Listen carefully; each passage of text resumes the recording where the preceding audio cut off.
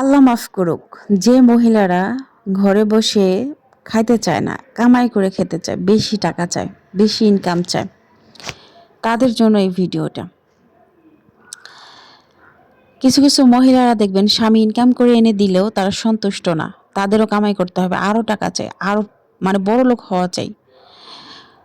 যখন সে কাজে নামে তারপর বুঝতে পারে বাইরের জগৎটা কেমন। একটা মহিলা বাইরে নামলে তার সংসারটা ভিতরে নষ্ট হয়ে যায়, তার বাচ্চার লেখাপড়া হয় না।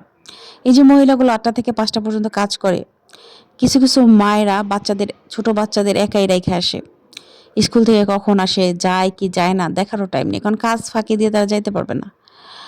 তো যে মহিলারা কাজ করে খাইতে চায়, স্বামীর ইনকামে সন্তুষ্ট না, স্বামী যে কয় টাকা এনে দেয় তাতে তারা আল্লাহর উপর শুকরিয়া করে না, তাতে তারা খুশি না, তারা নিজেরা কাজ করে আরও বেশি টাকা ইনকাম করবে।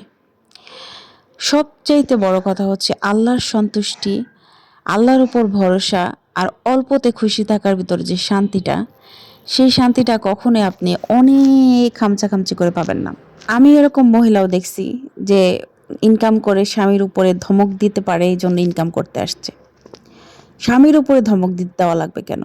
স্বামী হচ্ছে আপনার ঘরের বটগাছ, সে আপনাকে ছায়া দেয়, আপনি তাকে যত্ন করবেন, তার এত যত্ন করবেন যে সে যেন সব সময় ছায়া দিতে পারে। কেন আপনাকে স্বামীর উপর দিয়ে যেতে হবে? হ্যাঁ, স্বামীর মাথার তাজ। স্বামী যদি রাজা হয়, আপনি হবেন রানী।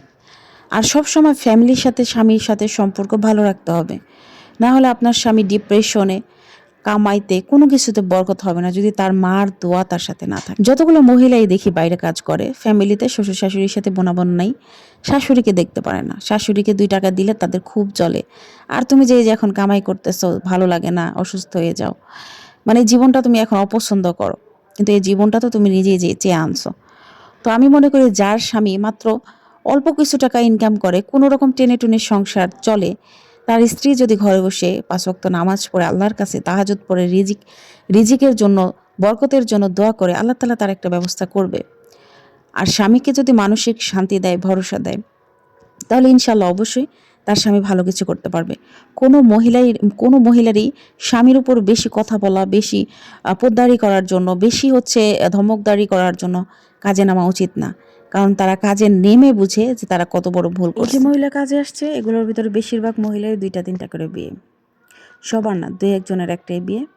বেশিরভাগই এর স্বামী, এর বউ চলে গেছে, এর স্বামী চলে যাওয়ার পর তার বাচ্চা তার আগের ঘরে রেখে আসছে, সে আবার আরেক বাচ্চাওয়ালার বাবার সাথে আসছে, তার 2টা বাচ্চা আছে, আবার এখন একটা হয়েছে।